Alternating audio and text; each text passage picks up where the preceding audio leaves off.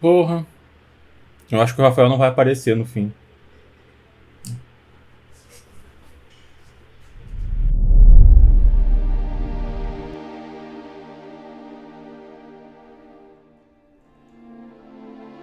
Que lugar pica. Você tá aqui.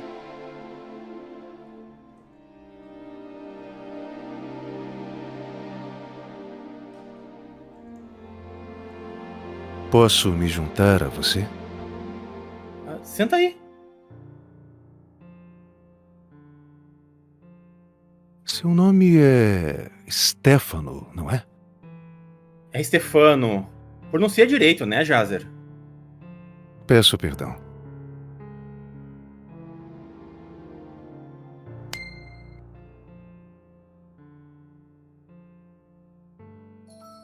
Quer vir lá em casa fazer uns pastéis? Eu já comprei tudo, as massas, as frigideiras e tal. Eu não sei o que tu usa pra fritar. Eu tenho azeite de oliva, óleo de girassol, óleo de soja. Uau! O quê? Nós temos os mesmos óleos. Ah.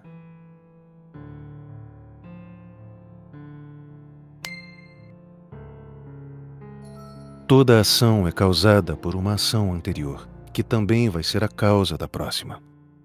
Mano, do que tu tá falando? Perdão, meu pai me derrubou de cabeça quando eu era bebê. Sério? Como ele fez isso? Não foi culpa dele. Minha cabeça sempre foi grande. Meu corpo meio que cresceu ao redor dela. Que viagem.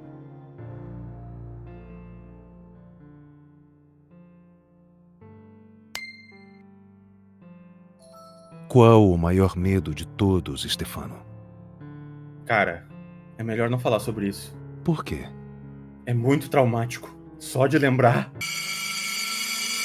Joey Bionki.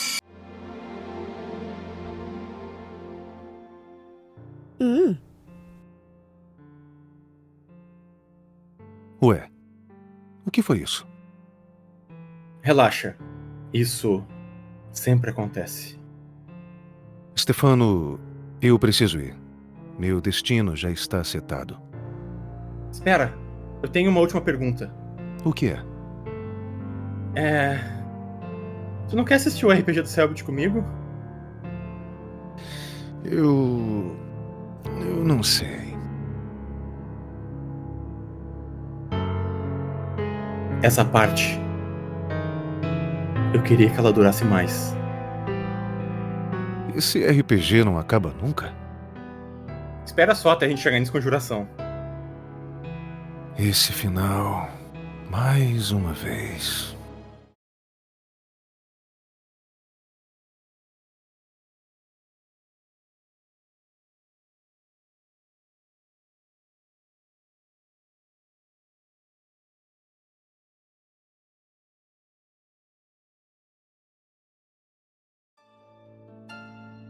E aí, agentes da Ordem, eu sou Stefano, roteirista de Ordem Paranormal, e esse é o canal do Gafanhoto. E hoje a gente vai bater um papo com alguém muito especial. O personagem que ele interpreta se tornou uma obsessão dentro do fandom de Ordem, e eu quero ouvir muito o que ele tem a dizer sobre toda essa repercussão e como foi interpretar Jazer Stra em Enigma do Medo. Então a gente vai para nossa aberturinha rápido e logo em seguida o Rafael Rossato vai estar aqui com a gente para bater um papo sobre essa história toda. Roda a vinheta. Não contavam com minha astúcia.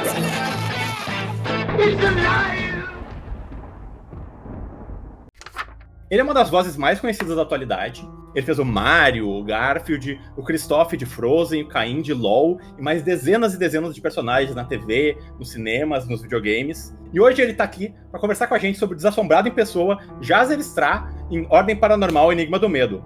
Rafael Rossato, seja muito bem-vindo ao canal do Gafanhoto. E aí, mano, tudo certo? Qual o maior medo de todos, pessoal?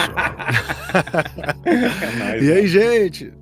Porra, Pô, mano, obrigado obrigadão pelo por ter convite. aceitado a convida. Ah, cara, tava muito afim de conversar contigo, né? Tipo, tu não tem ideia da popularidade que esse personagem tomou depois que o jogo foi lançado. Tipo, enfim, eu quero saber de tudo isso, eu quero te perguntar muito sobre esses assuntos e tal, e a gente tem muito assunto pra conversar, né? Eu queria, na realidade, conversar, antes de entrar no assunto de Ordem Paranormal, conversar um pouco sobre a tua carreira como dublador, né? Tem como contar pra gente, primeiro, uma curiosidade que eu acho que muita gente tem, né? Como que tu começou, né? Como é que tu... Eu conversei já com outros dubladores aqui no podcast, e, tipo, vocês todos são atores, né? Então, eu queria saber como é que foi, se começou pelo teatro, o que fazia, televisão e tal. Então, cara, a minha carreira começou um pouquinho diferente, porque eu sou artista circense, né? Eu sou a 7ª geração circense da família do meu pai. Que viagem. E, enfim, começou tudo ali quando eu era criancinha, fazendo palhaço no circo, fazendo toda a parte teatral com ele, né? As esquetes e tal. Depois disso eu fui aprendendo outras coisas dentro do próprio circo, né? Fazia malabares, trapézio, andava no arame bambo, atirava faca, cuspia fogo. Fazia de tudo um pouco, né? Porque meu pai sempre falava que no circo não tem feijão perdido, a gente tem que aprender tudo lá. E acho que o circo foi a minha grande preparação, a minha grande base para tudo. E quando a gente parou com o circo, paralelo ao circo, eu também comecei a cantar, eu montei minha primeira banda, eu comecei a fazer teatro fora do circo também. E aí, quando eu fiz ali por volta de 20 anos, mais ou menos, 20, 21, meu pai parou com o circo, né? Ele entregou o circo e a gente foi viver de outras formas, só que a gente ainda trabalhava com essa temática do circo. Eu fui trabalhar com ele numa casa de festas aqui no Rio de Janeiro e a gente fazia um show circense em todas as festas. E foi ali que, cara, 2 vezes seguidas, na mesma semana, vieram me perguntar se eu era dublador. Porque eu apresentava o espetáculo com meu pai, né? Eu fazia, enfim, ficava o tempo inteiro ali falando no microfone. E aí vieram me perguntar se eu era dublador, porque falaram, pô, você tem uma voz legal, pô, acho que eu já ouvi tua voz em algum lugar. Aí eu falei, cara, ouviu, aqui, agora, né? Porque eu não tenho outro jeito. Sim. E aí eu fiquei com esse negócio de dublagem na cabeça. Eu falei, cara, o que é esse negócio de dublagem? Eu sempre gostei de ver filme dublado, mas a gente não faz ideia do universo que existe por trás de um filme dublado, um game ou qualquer outra coisa do tipo. E aí eu fui atrás para pesquisar o que significava dublagem de fato. Descobri um curso de dublagem que ficava a 2 quarteirões da casa de festas que a gente estava trabalhando. Fui fazer uma aula experimental e aí já era, cara. A dublagem me laçou de um jeito que não solta mais. Sou muito apaixonado nisso. E dali foi muito rápido até o meu início. Foi bem diferente até da maioria das pessoas. Mas acho que por conta também dessa preparação que eu sempre tive com o circo, né? O teatro sempre teve correndo nas minhas veias ali desde criança. E aí eu fiz 6 meses de curso. Fui levado pelo meu professor para conhecer a Delarte aqui no Rio, que é um dos maiores estúdios que nós temos aqui, que a gente grava a maior parte dos filmes de cinema e tal. E aí quando ele me levou, eu conheci o Garcia Júnior, que era o representante da Disney Brasil aqui na época. Me apresentou, falou que era aluno dele, que eu tava mandando bem, que eu cantava. E aí o Garcia me chamou para fazer teste, nada mais nada menos, para Enrolados, da Disney. E aí foi o meu grande começo. Eu passei para cantar e para dublar como personagem principal, né? Como o Flynn Rider lá, o José Bezerra. Mas aí no fim das contas acabei só cantando porque o Luciano Huck que fez os diálogos. Sim, que né? Mas foi... É o que é, né? Muito. É o que é. Pois é. Sim. Mas foi o meu grande início, assim, né? Aquilo ali abriu todas as portas da dublagem pra mim e aí só tenho a agradecer. Legal, mano. Que legal. Mas, tipo, a gente conversou com a Pamela, né? A tua irmã, né? Sim, legal. Que também veio de um background, curiosamente, muito diferente. Quando tu pensa em dublagem, você é uma pessoa que trabalha só com a voz, né? E vocês dois vieram, ela era dançarina, e vocês dois vieram de uma coisa que trabalha mais com o corpo, né? O circo. Tipo, como é que foi essa transição pra ti, assim, né? De primeiro, a gente quando imagina que trabalha num circo, né? Uma coisa que tu usa muito mais o teu corpo do que a tua voz, né? E agora o teu trabalho é basicamente só com a tua voz, né? Tipo, como é que é, cara, essa transição pra ti? No meu caso, acho que era meio 50%, 50%, assim, na época do circo, porque eu também fazia a parte teatral, né? Eu também fazia as esquetes, as comédias. Nosso circo ele sempre teve um grande diferencial desde os primórdios, que é o circo-teatro, que hoje em dia tá bem perdido, assim, quase não existe mais. A gente tinha um espetáculo normal circense, e na segunda parte a gente apresentava uma peça de teatro grande, né, sendo com o palhaço sendo ali o principal sempre. Então, além de eu fazer todas as atividades circenses lá com o corpo, eu também, né, aprendi a utilizar a voz ali para me comunicar, para atingir a plateia. E pós-circo também, cantando e fazendo teatro. Eu acho que essa questão na dublagem para mim nunca pegou muito, não. Acho que eu já cheguei bem preparado em relação a isso, né? Acho que o grande X da questão na dublagem para mim foi o lance da sincronia, né? Conseguir conciliar, você tá interpretando e sincronizando ao mesmo tempo, né? Acho que isso foi o que mais pegou, assim, mas também não tive grandes problemas com isso. Eu consegui me situar rápido ali. Qual foi o primeiro... Bom, claro, tu fez Enrolados, né? Que eu imagino já foi uma coisa gigante, né? Tipo, Nossa, foi. fazer um filme da Disney. Primeiro que todo mundo que faz alguma coisa infantil, ainda mais um filme desses enormes da Disney, é um bagulho que gerações e gerações de pessoas vão conhecer a tua voz, né? Tipo, Pois é, cara. é eterno, assim. Como é que foi pra ti essa guinada, assim, né? De tipo, caralho, mano, agora tem um bagulho que literalmente todas as pessoas no Brasil estão me ouvindo, sabe? Te falar que essa ficha pra mim só caiu muitos anos depois, porque eu comecei a dublar bastante mesmo assim, sei lá, depois do meu... Sempre dublei bastante, mas Sim. Quando eu realmente estava vivendo daquilo ali, pode ser, sei lá, uns 2, 3 anos depois do meu início, quando eu comecei também a ter mais feedback do público, né? Quando minhas redes sociais começaram a aumentar também. E aí que a coisa foi, né? Fui me ligando nisso. Eu falei, caraca. Aí eu comecei a fazer um paralelo. Que, por exemplo, quando eu era criança, Rei Leão foi a animação que mais me marcou, né? Nossa, sim, eu também. É a animação que eu mais gosto. E eu sabia todas as falas, eu imitava as vozes. E aí eu comecei a usar isso como paralelo. Falei, cara, tipo, hoje em dia eu com Enrolados, com Frozen, eu proporciono esse tipo de sentimento para crianças e, enfim, adolescentes, adultos, da mesma forma que aquela dublagem de Rei Leão me proporcionou naquela época, né? E é muito legal isso, cara. A gente não tem noção do quanto a nossa voz e o nosso trabalho impacta nas pessoas. Só, tipo, tendo mais contato com a galera assim mesmo, tanto nas redes sociais ou como nos eventos, que eu faço bastante evento pelo Brasil, que a gente vê realmente o quanto a gente impacta ali. A gente, enfim, recebe relatos que a gente não acredita, assim, né? De, sei lá, eu tive uma depressão profunda e tal personagem seu me ajudou a sair daquela. Sua voz me ajudou no momento em que eu tava doente, sabe? Tipo, muitas coisas legais, assim. Nossa, mano. Qual que é o personagem, assim, que tu sente que o público mais te reconhece? Eu imagino que tu faz a voz do Chris Pratt, né? Sim. Acho que quase tudo que sai do Chris Pratt, tu acaba meio que fazendo a voz dele, né? Desde Guardiões 1, acho que eu fiz tudo de relevante que ele fez. Que viagem. Esse é o personagem pelo qual tu é mais reconhecido, sim? Porque... O Senhor das Estrelas e tal. É mais a minha voz normal, assim, né? Eu não mudo tanto a voz pra fazer ele, a não ser quando ele faz um papel, assim, que ele tá um pouco mais galã, né? Aí eu boto a voz um pouquinho mais grave e tal. Mas a minha voz normal é a voz do Senhor das Estrelas. Então, vira e mexe, eu tô em algum lugar comprando alguma coisa, ou alguém passa do lado e me olha assim, tipo, conheço esse cara. Mano, eu vou te falar que tu me mandou alguns áudios, né, nessas últimas semanas que a gente tava combinando. E tu deve estar acostumado, né? Tu te trata com o dublador o tempo todo. Pra mim, continua sendo uma coisa muito engraçada. Receber um áudio de um dublador parece que tem um filme falando no teu telefone. Imagina, sabe? cara. É muito engraçado, né? Eu mostrei pro meu irmão, olha, ouve isso aqui. Mas é a tua voz normal, né? É a tua voz normal. O dele é minha voz normal, Sim. De alguns outros personagens também, tipo o Kristoff de Frozen, eu não mudo muito a voz pra fazer ele.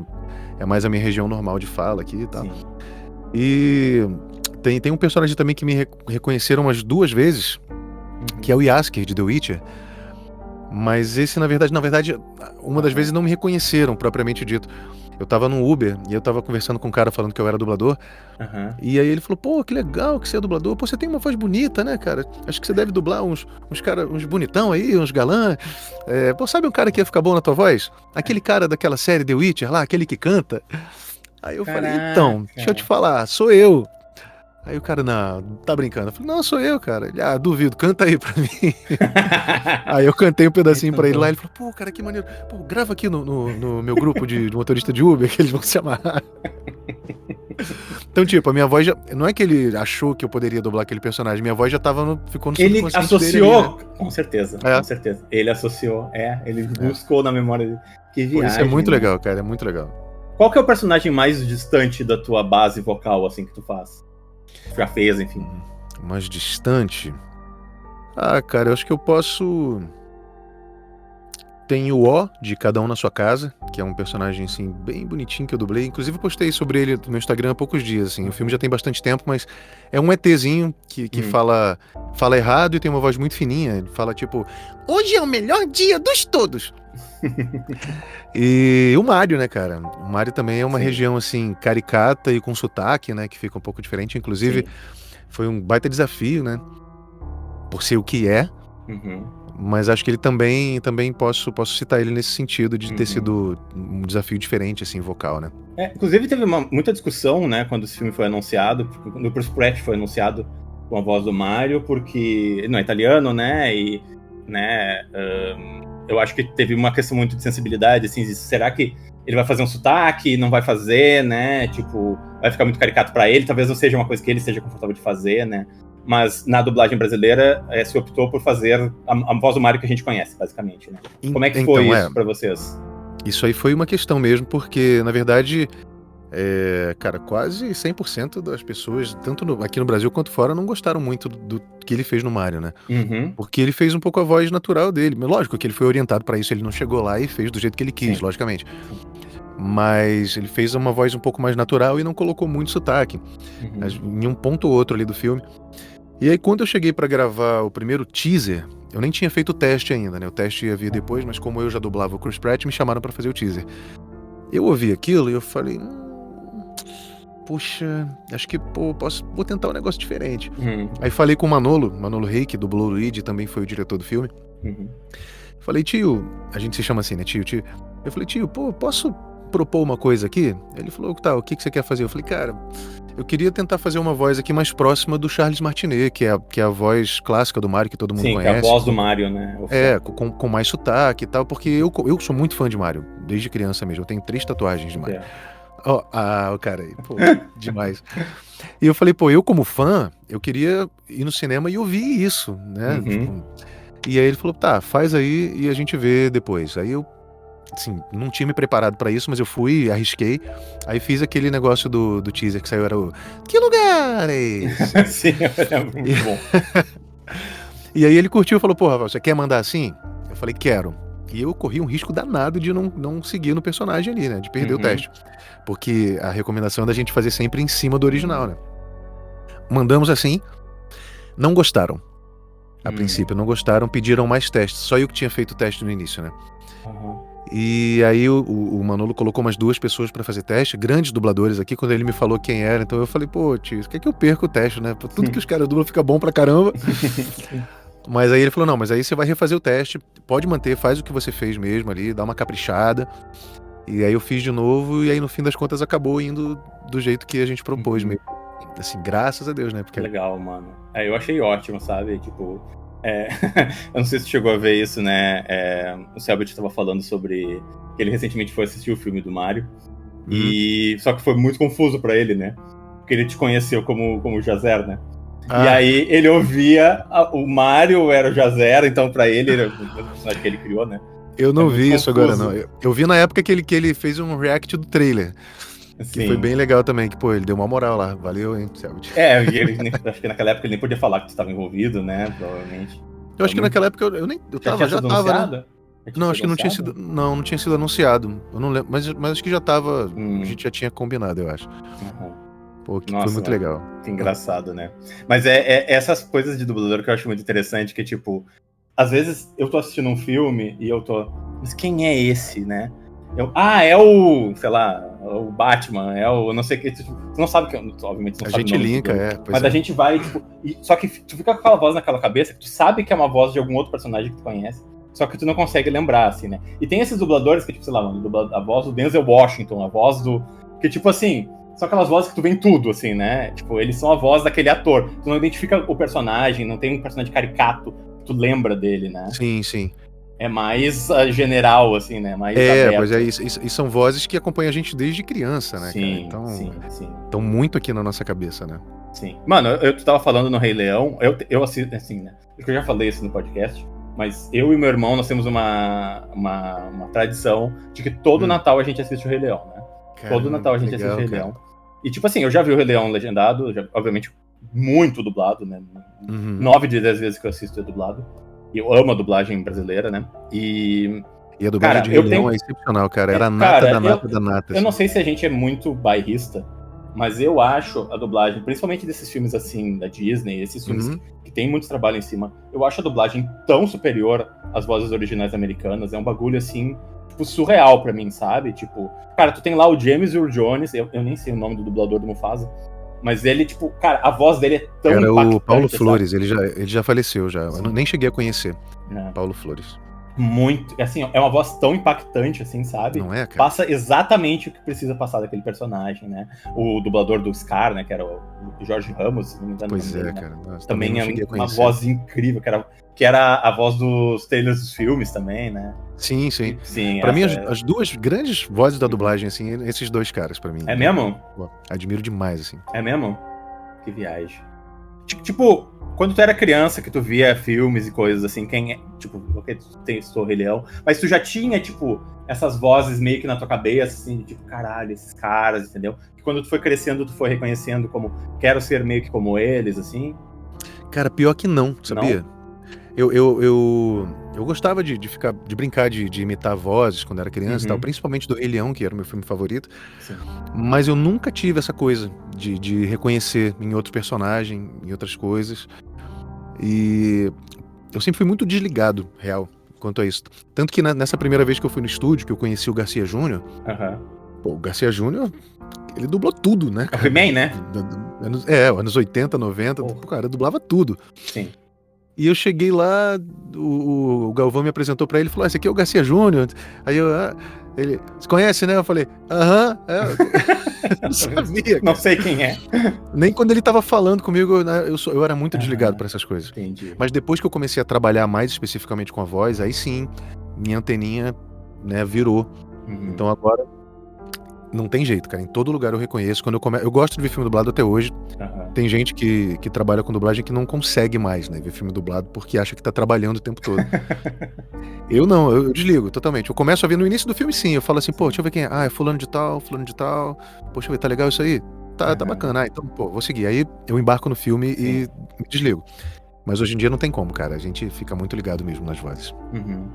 É sempre uma discussão muito complicada, né? Essa dublagem versus a voz original, né? Americana, ou que seja, né? Tipo, eu, assim, como eu te disse, pra assistir principalmente a animação, eu acho que é um crime tu assistir as vozes originais americanas, né? Nada contra, mas a dublagem brasileira é tão boa, sabe? Tipo, às vezes o dublador brasileiro consegue imprimir uma personalidade, ele traz uma coisa que o original não tem, sabe?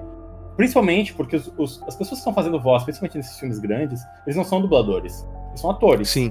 E eles colocam os atores, né, que nem tu disse, Chris Pratt, né, não sei quem, pra fazer, porque é um stunt casting, vamos dizer assim, né? E que é uma coisa que reclamam quando a gente faz aqui, né?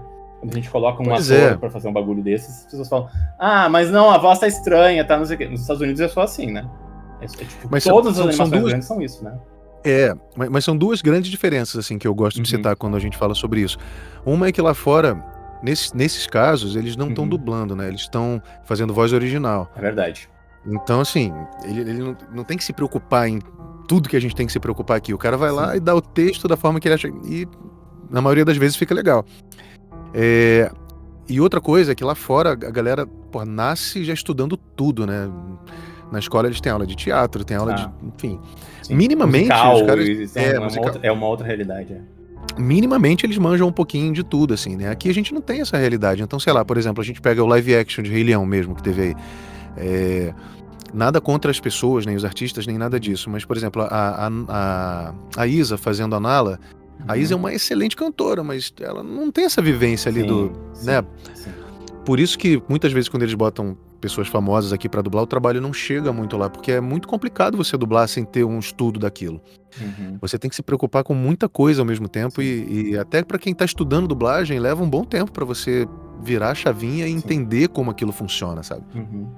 É que eu acho que o que tu falou é muito verdade, que, tipo assim, no caso da Nala ali, né, a gente tem a Beyoncé, né, fazendo a voz original, mas ela tá criando a personagem, né? Exato. Então, tipo, ela tá falando do jeito que ela falar, com a métrica que ela quer falar. Aí tu vai botar uma pessoa que ela não tem essa coisa super difícil, que eu já tentei fazer, e é muito difícil, né? Que é falar em cima dos lábios do personagem ali, né? Tu vai botar uma pessoa que não tem esse preparo, por mais que tenha uma voz boa, sabe? Cantar muito bem. Mano, tu sabe, né? Imagina o tempo que tu não demorou até tu conseguir pegar Sim. essa habilidade, assim, né? É difícil. E até hoje, cara, assim, eu tô com 15 anos de dublagem. Uhum. E até hoje, de vez em quando, você pega um personagem que te dá um puta trabalho. É assim. mesmo? Tem uns caras que gaguejam muito, ou às vezes, sei lá, o texto não tá muito bom, não tá batendo, então a gente fica ali quebrando a cabeça. Porque não é só dublar, né? Não é só começar junto com ele e terminar junto com ele. Tem todo o meio ali da fala também, né? Às vezes, sei lá, o cara tá falando e a boca dele tá mexendo muito rápido. E aí você tem um texto pequeno, você vai falando devagar pra encaixar, não combina, porque você fala devagar e a boca tá assim, ó. Sim. Então você tem que ir colocando palavras, você tem Sim. palavras, são as bilabiais, né, que a gente chama, M, B. A gente tem que procurar palavras ali pra encaixar naquele mesmo ponto pra você fechar a boca junto com o ator, pra aquilo ficar mais crível, né? Então tem ator que pega a gente e que a gente fica ali um tempão tentando resolver esse tipo de coisa, porque os caras são geralmente os bons atores, né? Os caras muito bons, os gênios, a gente leva um pouquinho, dá um pouquinho mais de trabalho pra gente. Que viagem. E tu também faz um pouco tu trabalha também com a parte de adaptação de música, né? Porque tu também é músico, né? Consegue falar um pouco pra gente do que é essa parte que deve ser muito difícil de adaptar, por exemplo, uma música para um filme de musical, etc e tal? Como é que funciona isso? Então, adaptar mesmo pra alguma série, algum filme, assim, eu só fiz uma vez, que foi pra um desenho no YouTube chamado Rory, o Carrinho de Corrida. Que esse eu tive que fazer tudo. Eu fiz as versões em português, fiz toda essa questão musical eu que fiz, dirigi, mas as coisas que eu gravo geralmente pra dublagem já tem lá o diretor musical, que é o próprio cara que faz as adaptações, faz as letras, só que dentro do estúdio a gente sempre, né, às vezes a gente dá uma ideia que fica um pouco melhor, que encaixa um pouco melhor, então é sempre um trabalho em conjunto, assim como a dublagem, né? A gente não chega e faz o que tá ali no texto. A gente chega e fala, isso aqui, mas essa palavra ficaria melhor, encaixaria melhor, pode ser isso. É sempre um bate-bola pra gente chegar nesse consenso de finalizar, né? Sim. Tem algum musical que tu te lembra de ser particularmente difícil, assim, de pegar, tipo, mano, a letra tá muito complicada, a maneira como o personagem fala é muito difícil? Cara, eu dei muita sorte até hoje de pegar, assim, boas versões, sabia? Eu nunca tive um trabalho muito grande pra encaixar nada, mas uma música, né, tipo assim, foi um compilado, assim, que foi bem difícil de fazer, foi num desenho da própria Disney, que passava no Disney Channel, que acho que era Princesa Star versus as Forças do Mal. Eu fiz um bardo lá também, que era o Huberiot, e tem um episódio que ele vai cantar um negócio lá pra ela, ia ser uma música no estilo menestrel mesmo ali, né, no estilo bardo, e aí o cara pira, joga o alaúde no chão, vira uma guitarra e a coisa cresce. Então ele passa por uns 4 estilos musicais ali diferentes, cantando agudo e com drive, rock and roll. Esse foi bem difícil de fazer porque ele viajava, ele passeava por vários estilos ali, né? Mas a tradução tava boa, a direção musical também foi muito boa, do meu querido Nando Valverde, que infelizmente faleceu na época da pandemia. Era um excelente diretor musical. Mas fica aí a dica, quem quiser assistir depois procura lá. Pô, interessante, vou atrás também. Star versus as Forças do Mal. Vou procurar pra assistir, vai ser muito bom. Vamos falar um pouco sobre o Ordem, então. Primeiro, falando sobre tudo isso, acho que é interessante a gente falar sobre... A gente conversou um pouco com o Fred, né, quando eu tive a oportunidade de conversar com ele sobre a direção de dublagem de games e tal, principalmente de produção brasileira. Como é que foi pra ti fazer, né, em primeiro lugar, uma voz original, né, ao invés de estar seguindo o trabalho de outra pessoa e tal, né? E eu queria que você falasse um pouco sobre isso, sobre como é que foi trabalhar com o Fred, como é que foi com o convite da Dumativa, de Selbit, para fazer a voz do personagem e tal. Tá.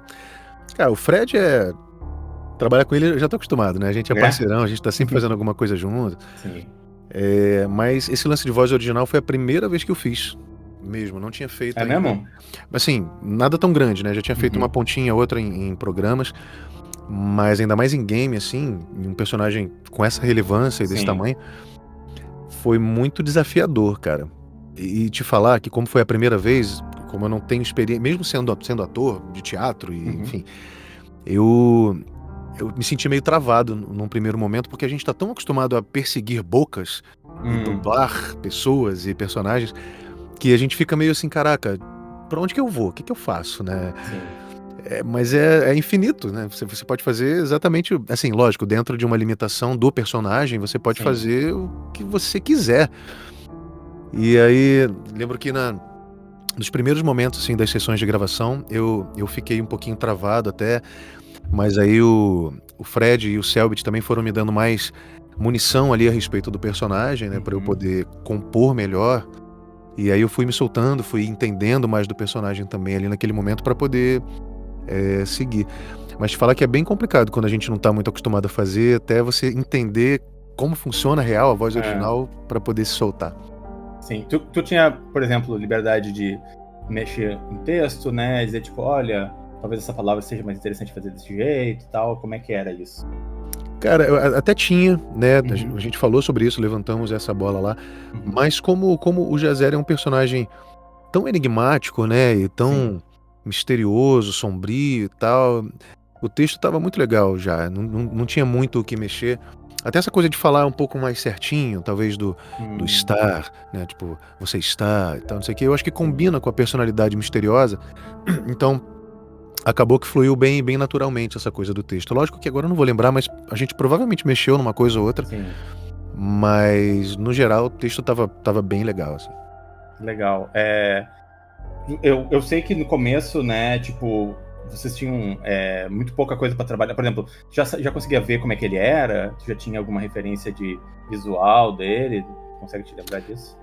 Então, pra primeira gravação, sim. Eles me É. mandaram um PDFzinho com a foto do personagem, com uma Aham. descrição, né? Sim.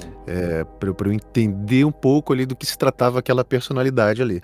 Uhum. Mas é lógico que depois isso foi sendo desbravado melhor, né? Durante as gravações e tal. Uhum.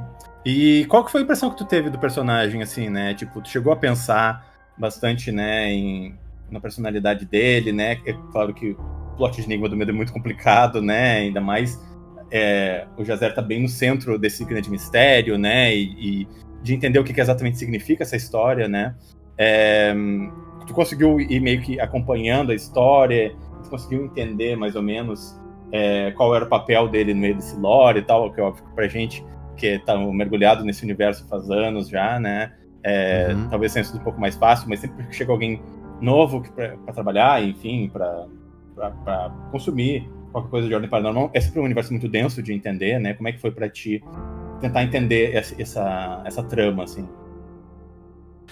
Cara, o Selbit deu uma pincelada, assim, legal pra mim, Uhum. no início das gravações ali, né? Mas te falar que principalmente game, quando eu tô gravando, é muito difícil a gente entender um panorama geral ali, porque você fica tão envolvido, tão absorto ali com cada falinha, porque você tem que fazer, tem que refazer, aí volta, não sei o quê, que às vezes e como você não tem também disponível pra você naquele momento o diálogo, o que tá acontecendo em volta, Entendi. então a gente fica meio perdido, assim, pô, já gravei games enormes, tipo Assassin's Creed Odyssey, o protagonista que foram, sei lá, 50 horas de game, que eu não fazia ideia do que eu tinha gravado depois, sabe? Tipo, só quando eu fui jogar mesmo que eu falei, pô, isso era isso, entendi. Tá aparecendo um monte de coisa ali, mas tu não, né? Pra ti não tá aparecendo nada. Não, e jogos maiores, assim, como o Assassin's, por exemplo, a gente não grava, não é sempre linear, né? Às vezes a gente grava um negócio que acontece aqui, aí depois, quando a gente volta no estúdio, a gente grava do final e volta, então a gente fica embaralhado. Entendi. No caso do Ordem, não, que eu acho que eu tive 2 ou 3 sessões de gravação só. Mas mesmo assim, naquele momento eu não tinha captado ainda muito bem quem era o Jazer de fato ali, né? Apesar de toda a explicação de tal. Agora que eu tô me aprofundando um pouco mais, né? Que eu tô jogando e vendo a galera falando comigo e tal. Aí tô vendo alguns vídeos também, já tomei vários spoilers. Mas eu tô achando incrível, cara. O jogo é maravilhoso. É maravilhoso. Tá gostando? Tô passando minhas madrugadas inteiras jogando aqui. Tinha que estar descansando pra dublar de manhã, tô jogando até 4, 5 da manhã. Tu gosta de jogo de puzzle, de mistério, assim? Adoro, cara, adoro. É? Adoro. Eu tô jogando no modo normal porque, como meu tempo não tá muito legal pra jogar, eu falei, cara, se eu jogar no modo difícil e negócio de ter que anotar e tirar foto, não vou conseguir terminar o vale jogo. a pena. Olha, nem eu também não tanquei, tá? Não, mas eu acho incrível a ideia, é legal. Enfim, Se eu tivesse hoje, sei lá, não trabalhasse, talvez eu jogasse de boa nesse modo. Mas eu achei muito legal essa premissa. Sim, sim. E o jogo tá incrível, cara. Eu gostei muito da fotografia do jogo, da movimentação dos personagens, a direção dos gráficos. tá muito bonita, né? Cara, tá tudo muito incrível. Sim. Eu não lembro de ter jogado nada assim nesse... Como é que eu falo? nada desse formato tão legal, sabe? É? Curti muito, de verdade. Porra, que foda. Tu fica particularmente prestando atenção nas dublagens, né? Nos teus amigos ali que estão fazendo os personagens e tal. Fico. Toda hora eu falo, cara, Fred, putz, tinha que ter feito isso diferente. Mentira, tô brincando, Fred. Esse Samuel, esse cara tá falando tudo errado, mano. Mas porra, Samuel, que isso, cara? E uma coisa que eu não perguntei pro Fred, mas não sei, de repente você saiba. O Samuel era pra ter um pouco de sotaque sulista? Não, ele é carioca, né? Ele é, porque em alguns momentos ali eu achei que o Fred tava tentando fazer uma coisa meio sulista com o negócio do tu. Não, tem uma curiosidade muito grande. Eu até conversei com o Fred quando a gente conversou aqui no podcast, que o personagem Samuel ele já tinha aparecido no Ordem e o Selbit fazia um sotaque carioca pra interpretar ele. Entendi. E naquela época eu teorizei que, no mínimo, eles já sabem quem é o dublador e ele tá imitando o dublador. Eu achei, Entendi. né? Porque naquela época já se sabia que o jogo ia sair e que o Samuel era um dos personagens do jogo. E depois eu descobri que não. Tipo, eles tiveram que achar um carioca pra fazer a voz do Samuel. E aí o Fred foi meio que a opção perfeita, assim, né? Ele foi e casou, né? Casou perfeito, assim, né? E essa ideia do Samuel é que ele é um cariocão mesmo. É porque tiveram uns 2 momentos ali, mas acho que foi pela entonação de brincadeira que ele deu, que eu falei, pô, mas ele é sulista, não é carioca? Não, acho que foi um deslize. Foi. Mas eu fico prestando atenção, lógico, todo mundo, assim, cara, tá todo mundo muito legal. Todo mundo muito legal, assim. Não, incrível, né? Nossa, Curti. isso é um show à parte, assim, né? A parte de... Pode falar o que quiser do jogo, e o jogo tá ótimo. Mas a parte de dublagem era impecável, né? Tipo, eu achei um dos melhores... Acho que jogo brasileiro dublado, assim, eu nunca tinha visto, sabe? Tipo, tão bem feito. Né? Eu não sei se tu conhece, mas eu... Não, assim, tem alguns jogos que tem uma galera legal, mas, tipo, nesse eu vi que o Fred e o Selbit conseguiram reunir ali uma galera muito, muito forte, né? Todo mundo, até as pequenas participações, que não são tão pequenas assim, né? Depois pelas gravações e tal. Só a nata, cara, que botaram lá, e toda hora que eu escuto aqui, falo, pô, agora Manolo, é o João Capelli, pô, Rodrigo Antas. Que, cara, tipo, eu acho o máximo quando tem aquela cena com o Calisto encontra o Senhor Veríssimo, né? E o Superman contra o Goku, né? Goku versus Superman, né? Finalmente a gente vai saber quem é o mais forte, né? Cara, assim, essa é quando o jogo saiu, só a beta, né? Era só até ali, né? Só até a luta com o Calisto. E tipo, já era, caralho, mano, o que é esse show de interpretação que tá acontecendo aqui, né? Assim, o Guilherme Briggs e o Wendell Bezerra destruindo, sabe? Tipo, ficaram muito bem. Não pode querer mais que isso, né? Muito, muito bom, né? Tá muito legal mesmo. Uhum. Parabéns pra todo mundo envolvido aí, os dubladores e a galera que escolheu, fez o texto, tudo. Sim. Tá muito legal mesmo. E quando o jogo saiu, como é que chegou pra ti essa notícia de que o Jazzer tinha virado esse fan favorite, assim, porque, irmão, tu não tá entendendo o que aconteceu nesse fandom depois com esse personagem, sabe? Tipo, tá todo mundo apaixonado por ele, assim, é uma coisa surreal, sabe? Cara. Eu não tava sabendo nesse nível, não. Você tá me falando agora. Pô, que legal, cara. Vem uma galera falar comigo, né? Me marca em algumas coisas e tal. Sim. Mas, por exemplo, eu não tinha postado, ainda não postei sobre o Enigma, porque assim que lançou, eu queria postar, mas aí falaram, pô, mas não posta agora não, porque teu personagem, ele é uma surpresa, né? Sim. Então, tipo, aguarda um pouquinho e tal. E eu fui esperando, e agora eu vou postar. Faz. Vou ver. Porque o fã do Ordem vai chegar em peso lá nas tuas DMs. Nossa, cara, eu tô louco. A galera vai chegar em peso. E o mais legal também, que eu fiquei sabendo depois através do Fred e da Fernanda Crispim, que foram os diretores de dublagem, né? Ela dirigiu lá fora, e o Fred aqui, né? Ela falando, uma coisa que ela falou pra mim que eu achei muito legal, cara, que ela disse que foi dificílimo lá fora, tanto em inglês quanto em espanhol, achar uma voz pra fazer o Jazzer. Por quê? Porque ela falou, cara, a gente testou muita gente, mas tipo assim, por exemplo, eles falaram de mim, né? A sua voz, você tem um grave que é aveludado, você tem uma coisa diferente ali na tua voz. Sim. E a gente queria achar uma coisa muito similar pra poder fazer lá fora. Então assim, às vezes eu botava um cara que tinha um grave muito bom, mas não tinha esse aveludado. Aí o cara que tinha um aveludado, mas não tinha o grave. E aí o outro que tinha os dois, mas não tinha uma interpretação boa. E ela falou, cara, foi bem difícil achar o Jazzer tanto em inglês quanto em espanhol. Eu falei, cara, que legal isso, né? Tipo... E eu tô doido pra ver também como é que ficou lá fora, ver o cara... Finalmente alguém me dublando, né? Porque eu sempre verdade. dublo as pessoas e agora tem gente me dublando. Por acaso eu não ouvi ainda as vozes em inglês nem em espanhol do Jazer, né? Eu já vi um pouco do começo do jogo, mas ainda não vi essa parte, assim. Eu vou procurar, mais tô do super meio. curioso. Legal. Eu vou dar uma olhada também. Mas agora, isso que tu falou um negócio muito interessante que eu acho que fala muito sobre o personagem, né? Tipo, o que eu acho que o Jazer é isso, né? Tipo, ele é um personagem que, obviamente, ele viveu uma vida muito dura, né? Tipo, né? Ele tá preso nesse ciclo, nessa coisa. E, né, sofreu muito abuso da família e tal. É uma história muito triste. Mas, no final do jogo, que não é surpresa, acho que você tá assistindo esse vídeo, pelo amor de Deus, né? Sim. Se não vai terminar Enigma do Medo, né? Vai assistir alguma gameplay, vai atrás, porque vale muito a pena.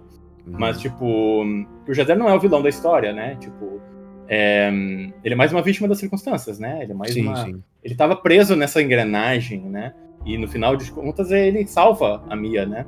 E eu acho que tu acabou passando muito bem isso, sabe? Essa dualidade. Uma das coisas que eu acho que torna o personagem tão popular, além do design, que é muito legal, né? É essa complexidade, né? Ele é um personagem muito complexo, porque ele tem muitos dois, assim, sabe? Ele tem um potencial, porque ele é muito poderoso, né? Ele tem um potencial para fazer muitas coisas ruins, né? E para matar o Senhor Veríssimo tantas e tantas vezes. Mas ele acaba tomando a decisão final, né? De se sacrificar e de deixar de existir para deixar outra pessoa existir. Eu acho isso muito fascinante, assim, sabe? É, muito legal isso mesmo, cara. Ele tá preso nesse ciclo, né? Ele sofreu esse abuso, esse trauma, né, da família. Mas, no final, o que eu acho muito interessante é que ele opta por fugir desse destino, né? Essa coisa pré-setada. E por deixar de existir para fazer a personagem da Mia seguir em frente, porque eles têm essa conexão, né? Pelos dois serem nascidos no perímetro. Eu acho que tu conseguiu imprimir isso muito bem, sabe? Porque eu acho que desde o começo, quando a gente é apresentado com o personagem como vilão, ainda assim tu consegue achar ele interessante, curioso, fica curioso pra saber mais sobre ele, sabe? Tem Fica uma coisa ali, né? O que a diretora de dublagem te disse, por exemplo, que eu acho que é muito verdade, que tem uma doçura no fundo do Jazer, sabe? Que isso, ele não acho pode... que é isso. Não é, não sei se isso é consciente teu, mas eu acho que tu conseguiu imprimir bem isso no personagem, sabe? Não, eu lembro, você falando agora, eu lembrei que isso foi uma das coisas que foi passado pra mim. É mesmo? Que era isso mesmo, sabe? Tipo, essa dualidade mesmo dele, né? E era, acho que inclusive me escolheram por isso, né? Porque o Fred também sabia que eu conseguia imprimir esse tipo de sensação, de sentimento ali embutido no personagem através da voz, né? Então talvez tenha sido já bem por aí também a minha escalação pra isso, né? Mas foi falado sim que tinha essa coisa dessa dualidade. Legal. Bom, enfim, eu depois vou te passar um monte de fanarts e tem até umas fanarts aqui que eu acho que eu não posso passar. Porque é umas coisas meio, sabe? O pessoal é meio thirsty pelo Jazer, né? Como tu deve imaginar. Deus o livre. Né? Bom, eu suspeito, né? Vocês acabaram de ver essa animação que eu fiz aí, então também não posso mentir, não posso tirar o corpo fora. Mas, cara, assim, eu não sei se tu sabe disso, né? O Seb te disse que de todos os personagens que ele criou pro Ordem, olha que a gente já fez 7 temporadas de Ordem Paranormal, né? O Jazer foi o personagem que ele mais escreveu sobre, né? Foi um dos personagens mais profundo que ele já escreveu, assim, né? Então, eu acho que conseguiu imprimir muito bem isso, sabe? Muito a complexidade, né? O tamanho que esse personagem tem, né? Não só para a história do Enigma do Medo, mas para todo o lore de Ordem Paranormal que vai de agora em diante ser muito afetado pelo que acontece no final de Enigma do Medo. Acho que tu me mandou muito bem, sabe? Pô, obrigado, meu amigo. O Selbit falou comigo isso, sim, durante as gravações. Ele falou, cara, esse personagem... Porque tiveram algumas horas ali que a gente demorou um pouquinho pra gravar algumas falas, e tinha uma coisa, uma parte que ele fica um pouco mais macabro, uma risada mais... A gente foi tentando, foi testando, e foi não sei o que e tal. E aí eu lembro que ele falou, cara, o Jazer, pra mim, acho que não lembro se ele tinha falado que foi o primeiro... Ou foi acho que o primeiro personagem que ele pensou, alguma coisa do tipo, assim, mas ele fez questão de mostrar que era um personagem que tinha uma importância muito grande pra ele, né? Esse também, sentimento que eu tenho também. Ajudou muito também pro peso, de dar esse peso pro personagem depois, né? Falando, cara, pô, é o personagem que o cara mergulhou tão profundamente ali pra criar, né? Sim. E o pouco que eu vi sobre da minha dublagem, né? De poucos vídeos que eu vi, porque eu não queria ficar tomando tanto spoiler também da gameplay. Eu curti bastante, cara. E eu tô ansiosaço pra chegar já na parte que ele tá. Não consegui ainda, tô jogando há alguns Ele dias. aparece muito na metade pro final do jogo, né?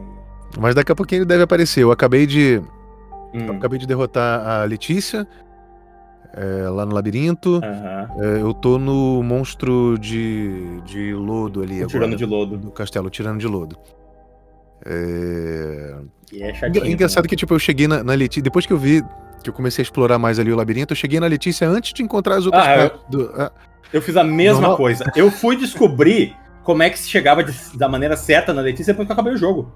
Só depois que Eu perguntei pra alguém, a pessoa disse, não, tem que olhar o caminho que ela fez. Eu digo, é verdade, agora eu entendo. Eu cheguei 3 vezes na parte que tava a Letícia, sem querer. Caramba. 3 vezes. Ontem eu comecei a tentar entender melhor esses caminhos aí. Eu comecei a fazer todos os caminhos ali, né? O das flores, o dos gatos e o do som. Mas eu ainda não entendi o da Letícia. Eu vou fazer todo o que tem que fazer pra chegar lá na lápide dela, pra entender. Eu quero saber, entendeu? Então tá, aí tu vai entender. Quero fazer o negócio 100% mesmo assim, sabendo. Legal. Não, tu vai gostar dessa parte. É bem chatinho de fazer, mas tu vai conseguir, vai descobrir da maneira certa. Até porque vai ser bom tu chegar lá agora, porque tu vai descobrir uma outra coisa. Tem uma coisa extra se tu chegar lá depois, sabe? Entendi. Tu vai encontrar mais uma coisinha. Vai ser. Pô, mano, e aí quando chegar na parte que já tem o Jazera, enfim.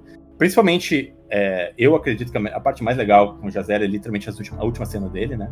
Depois que tu derrota mesmo o boss final, assim. Essa parte é muito legal. Porque, sinceramente, foi ali que eu comprei muito o personagem. Eu digo, caralho, esse personagem é muito pica, na real, sabe?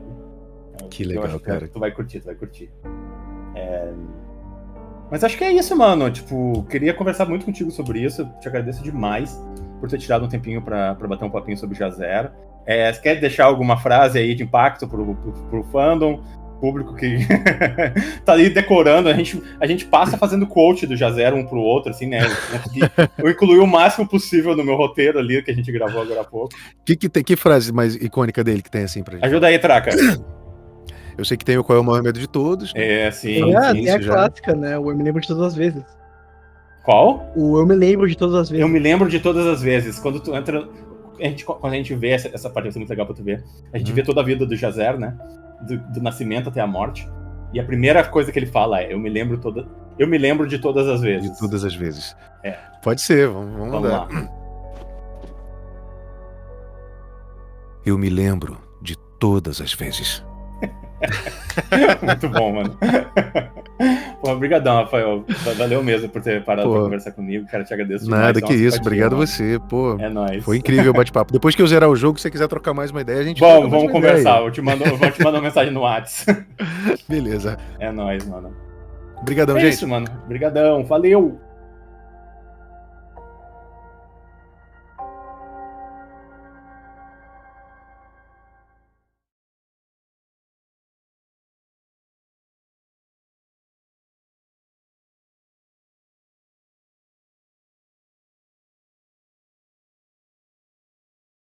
Você está aqui. Finalmente, estamos no fim.